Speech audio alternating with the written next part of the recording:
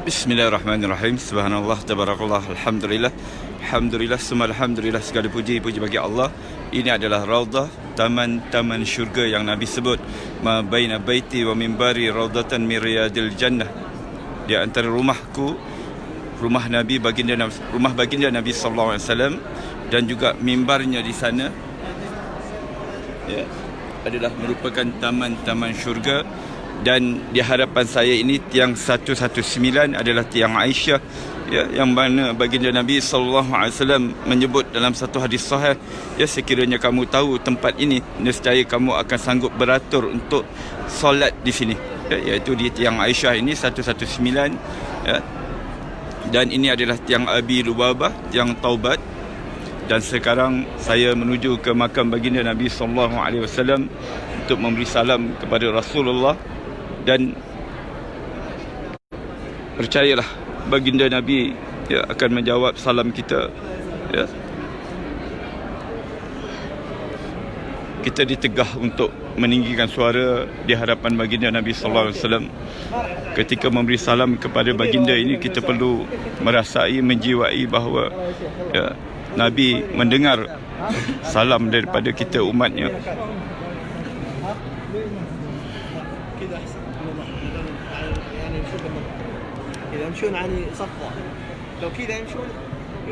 Inilah makam baginda Nabi sallallahu alaihi wasallam, manusia yang diangkatkan darajat begitu tinggi di sisi Allah, merupakan kekasih Allah.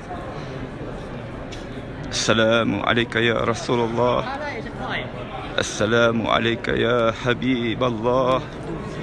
Assalamu alayka ya Nabi Allah. Assalamu alayka ya Rasulullah. Assalamu alayka ya Habiballah.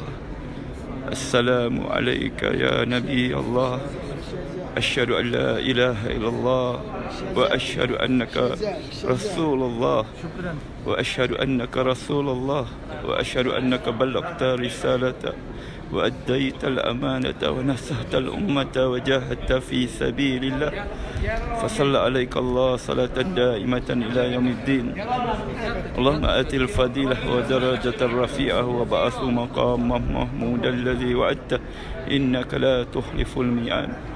Assalamu alayka ya Aba Bakrin. Assalamu alayka ya sahiba Rasulillah fil ghar. Assalamu alayka ya Umar. Assalamu alayka ya Faruq. Assalamu alayka ya ashabi Rasulillah ajmain. Alhamdulillah, selesai daripada menziarahi baginda Nabi sallallahu alaihi wasallam dan sahabatnya Abu Bakar dan Umar Khattab. Dan ini adalah Babul Baqi', yang mana, tuan-tuan, ya, ini adalah rumah Aisyah.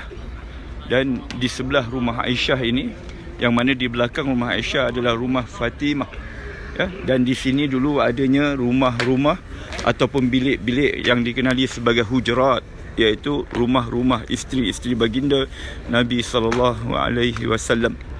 Dan di depan sana adalah perkuburan Baqi', yang mana di dalam perkuburan Baqi' itu terdapatnya makam-makam isteri-isteri Rasulullah sallallahu alaihi wasallam, anak cucu baginda Nabi, ya, sahabat-sahabat Nabi sallallahu alaihi wasallam, ada hampir lebih kurang 10,000 orang.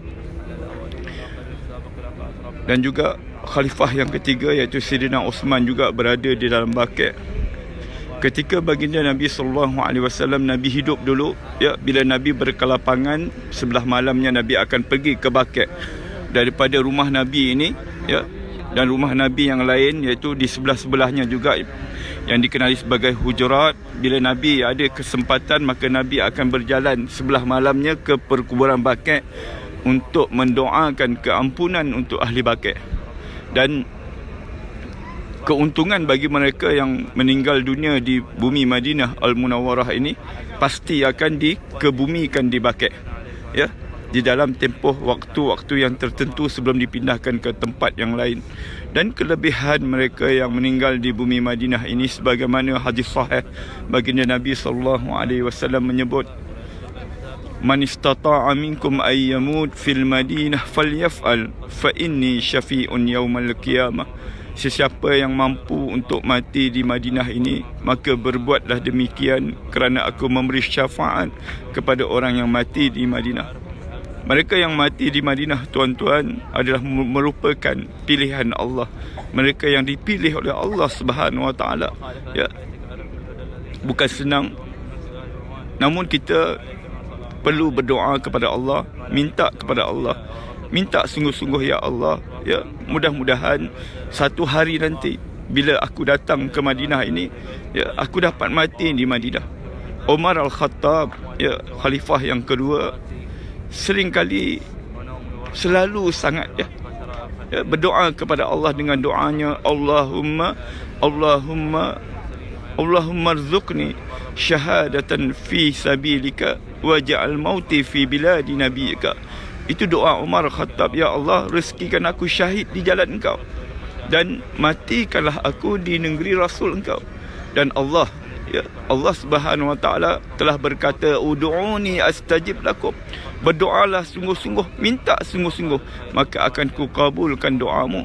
Maka doa Umar ini diistijabkan oleh Allah Subhanahu Wa Taala. Maka Umar mati di Madinah. Ya, mati di Madinah. Untuk Umar kita rasa tak pelik, ya, kerana Umar memang tinggal di Madinah. Tapi yang kita rasa takjubnya, Umar mati syahid. Umar mati syahid dalam keadaan Madinah ini aman. Malah Islam telah berkembang sampai ke Eropah. Namun kerana keberkatan doa Umar itu, Allah pilih dia, ya, Allah pilih dia untuk syahid di jalan Allah Subhanahu Wa Taala. Mudah-mudahan kita semua dipilih oleh Allah Subhanahu Wa Taala mati di dalam keadaan husnul khatimah, mati dalam keadaan baik, dan dijauhkan, diselamatkan daripada mati dalam keadaan su'ul khatimah, mati dalam keadaan buruk. Kerana kejayaan manusia adalah matinya dalam keadaan husnul khatimah. Kita hidup di dunia ini walaupun kita ni hebat, mempunyai pangkat yang besar, mempunyai kekayaan, malah kalau kita ni pun orang ibadatnya hebat, tapi kalau ditakdirkan kita ni mati dalam keadaan su'ul khatimah, kalau kita mati dalam keadaan su'ul khatimah, maka binatang anjing itu lebih mulia daripada kita, tuan-tuan. Na'udzubillah min zalik. Seorang ulama pernah menyatakan ketika dia berjumpa dengan anjing, ya, dia berkata, belum tentu aku lebih mulia daripada engkau, anjing. Ya, sekiranya kalau aku mati dalam keadaan su'ul khatimah, aku lebih hina daripada engkau. Begitulah kita manusia ini, tuan-tuan.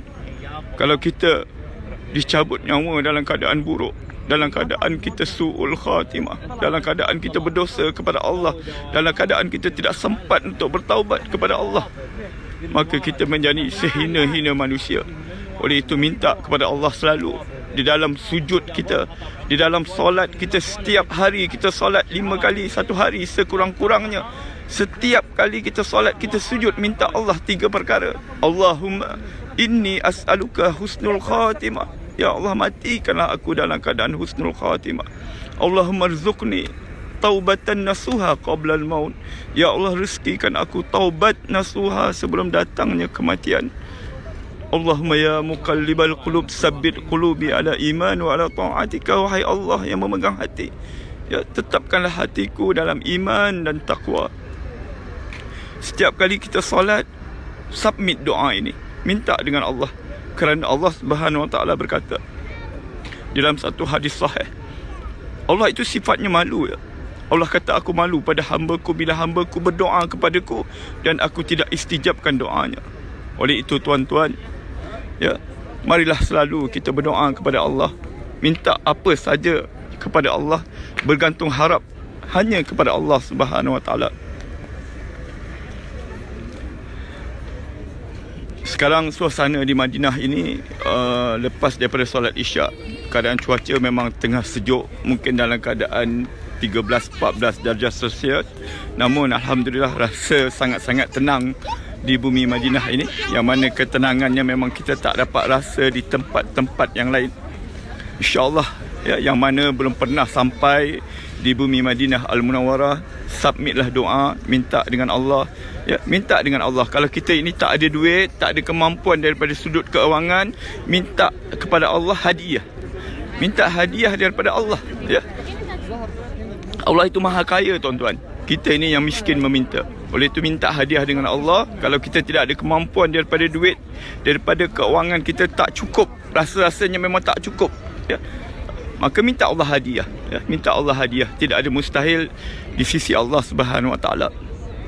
Saya dah buktikan, ya. Saya dah buktikan pernah ajar orang dan telah termakbul doanya dengan hanya minta hadiah daripada Allah. InsyaAllah saya akan kongsikan kisah seorang lelaki pakcik ini yang telah dihadiahkan oleh Allah, ya, datang ke bumi Mekah, ya.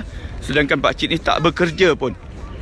Jadi insyaAllah kita kongsikan di lain masa, di lain waktu. Dan untuk akhirnya, dari sini kita dapat lihat kubah berwarna hijau, yang mana di bawah kubah warna hijau itulah rumahnya Aisyah radhiyallahu anha, tempat makamnya baginda Nabi sallallahu alaihi wasallam.